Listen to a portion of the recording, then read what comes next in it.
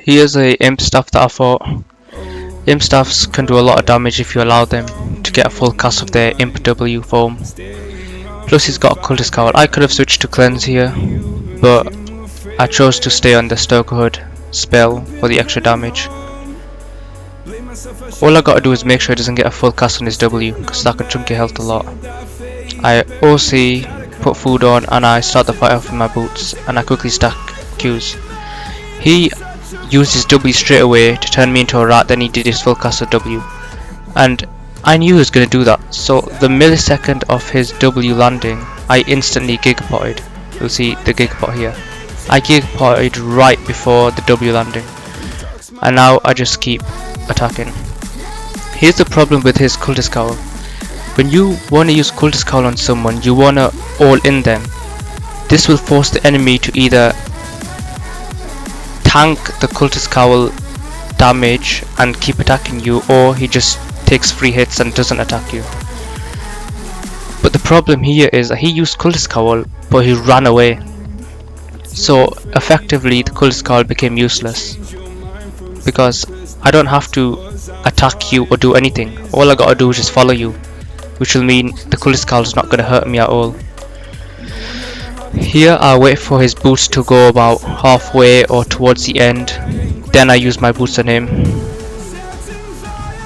I framed his W here, and I'm not afraid of his W because I just cancel it with my E because it turns me invisible for 1 second. And at this point I've pretty much won the fight. I knew I've won the fight.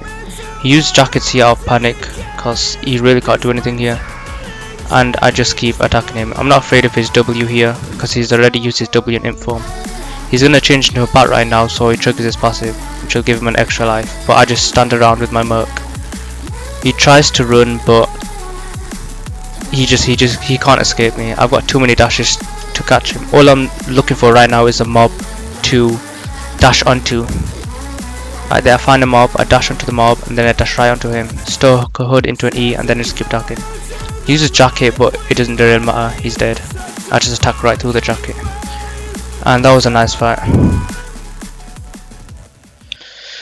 Here's a Trinity spear, and I just want to show this fight because a lot of people seem to be using Trinity nowadays. So you can see in this fight he's got just double reflect. Here's the thing about double reflect, this is kind of a cheese build because he's relying on me doing a mistake and accidentally attacking him in the reflect. Like maybe I'll get triple Q and then he's gonna quickly reflect thinking I'm gonna E. So all I gotta do is just delay all my spells so that I can predict his reflex. So you'll see what I mean in the fight. But in this fight, the second he uses his E, I'm gonna use Gigapot because his E is gonna do a lot of damage. So right now he's just wasting time. There was literally no need to hit those mobs, he's just wasting time here. The second he E's, I'm gonna Gigapot, and then I just need to save my boots to chase his boots. Yeah, OC, and I start the fight by chaining from the mob onto him to get extra damage. He uses reflect, which doesn't do anything. He uses E, and I straight away use Gigapot. And now he tries to run, but notice how I'm not using my boots straight away. I'm waiting for his boots to be about halfway or finish, then I'll use my boots. Because if I use straight away, he might still have enough time to get loads of distance on me. And now I just keep fighting him. I merc onto the mob a bit, and then I chain. Can you see how I'm using the mobs to chain my W to get as much damage as I can from my W? He uses a robe here, and notice how, as I was saying before, his W is just a cheese. He's hoping that I accidentally E him in this reflect, which will kill me. So his build is relying on my mistake, but if I don't make a mistake, he can't win. And here I just kill him. It was a nice fight. Double reflex can be really annoying if you accidentally use your skill into one of those reflex, but if you don't make a mistake, it's an easy win for you. Here's a fight against a badon player, and You'll notice my hood is Duskweaver helmet. I was trying out Duskweaver helmet at this time. I'm not gonna lie, playing Duskweaver helmet feels a lot more cleaner than Stoker hood. Like, I don't think it's better, but it just feels a lot more mechanical. And I like playing difficult weapons in games, and Duskweaver helmet kind of fits that role. He's on a bow badon. He's on the W that stuns you, so he's not on the dash W, so I don't have to switch to Shadow's Edge. Chain Slash can catch this W just fine. And having Duskweaver helmet here is actually kind of really nice. You'll see in the fight how good Duskweaver helmet is. Also, I'm trying to like move him towards this bomb here. I don't want to fight at this bridge. I want him to move like down here somewhere, and then I can bomb onto him instead of wasting my boots. So here I get closer to him with the bomb, and then I spam my Qs. He misses E, and I just E onto him. And here the helmet is really nice because it slowed him down and forced him to use Assassin Jacket. Here I just keep spamming my boots because I know he's gonna go off invis any second. I didn't need to use Gigabot here, but I just used it. I mean, I was pretty confident this fight that I was gonna win. I Merc Jack here and E onto him, and I just kill him. You'll notice in this fight, before I used Merc, I made sure I had 3 Qs. So here I stacked 3 Qs, then I used Merc. Because if I just use Merc without Qs on, then if he runs away, I'll be forced to use 1 E, which will put my E on cooldown. So I just wait until I've got 3 Qs, then I can use Merc. Holy shit, look how toxic this guy is. This guy thinks I won him on luck. I outmatched him in skill by like a huge mile. Badon players are super easy to beat, I'm not gonna lie. They're all predictable, and I have enough mobility to catch their mobility. So the premise of Badon players is being able to kite, and I'm really good at catching kiting players. This guy is so bad and so toxic. I hate toxic players. They all think they're good when they're just complete dog shit at the game. I met this guy again in Corrupted Dungeons. Literally the next Corrupted Dungeons was him again. So he has his chance now to show me that I won based on luck. If I beat him 2 times in a row, it's just embarrassing on his part. We're on the exact same build, so this is his chance to get revenge.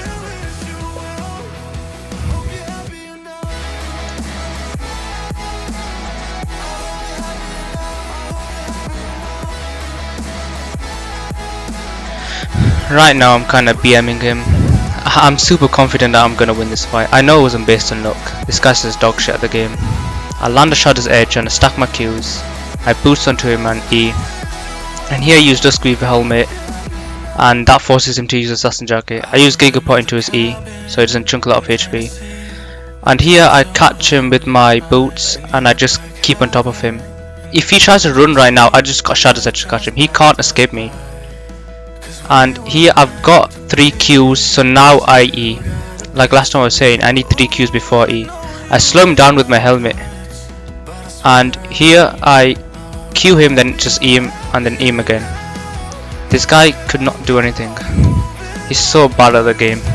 He's not good at kiting, that's the thing. The whole niche of Badon players is being able to kite. This guy can't kite at all.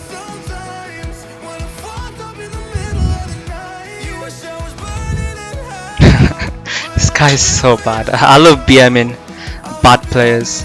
They have this thing where they think they're good. They just can't accept the fact that they got outskilled. Here's a legendary chest that I got in a Slayer's Corrupted Dungeons. 500k. It's not bad, but it's not good either. I'm not gonna complain about it. Too bad I didn't get to keep it though, because I died in the next fight. So I kinda just got a legendary chest for no reason. Here's another random missed session. I finally found a proper battle axe here that I can fight. It's so hard finding battle axe players who are actually kinda like juicy. Most battle axe players I meet are just 4.1s or 5.1s. I don't see any juicy ones, but I can just show this fight because I mean I couldn't catch this guy, but a battle axe player decides to chase me somewhere around now.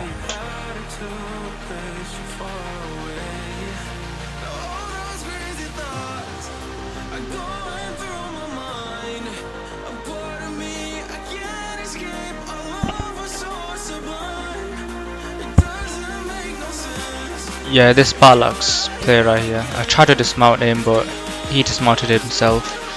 See, the thing I don't get about the battle axe player is that he sprinted on me straight away. I don't see what the point of that was. He's not gaining any advantage from sprinting on me straight away.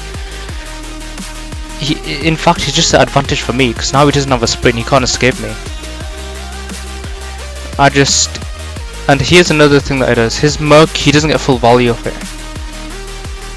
If you see on his when he uses merc, can see how the merc fully casted out. That means he still had a bit time on his merc, but he didn't get full value of it.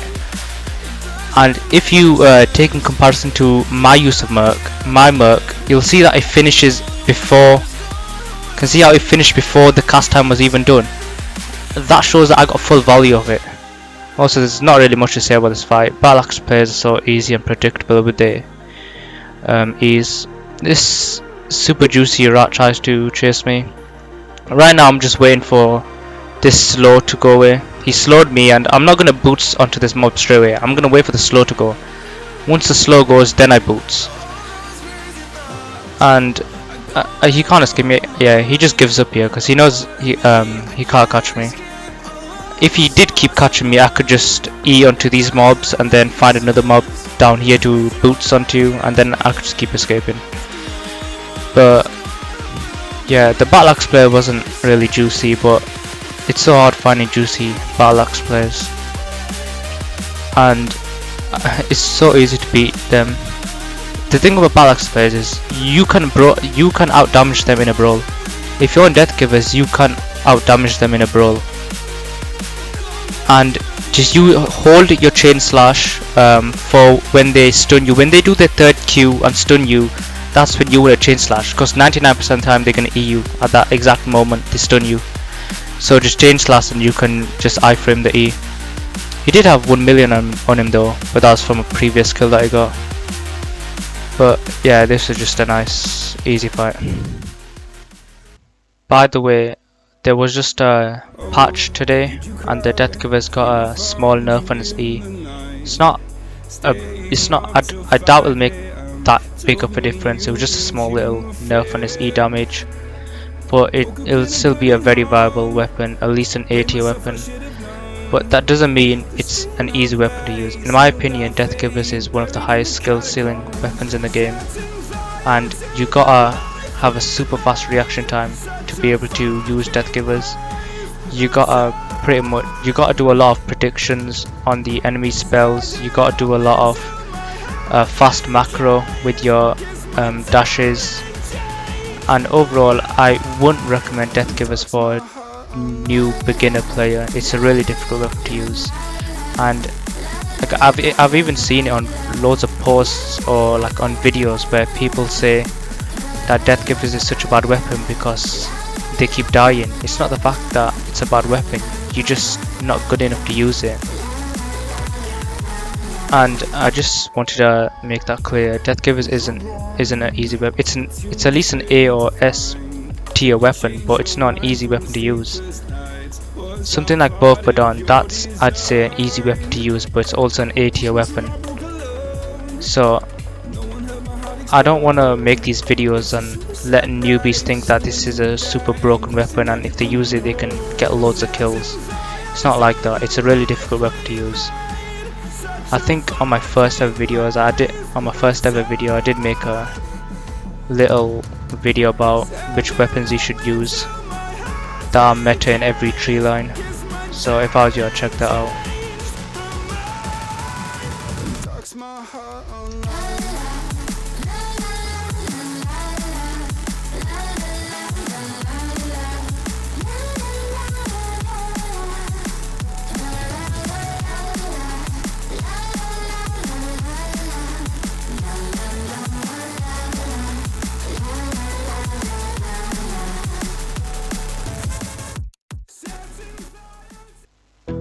Anyways, I'm gonna leave it there. That's all for now. Peace.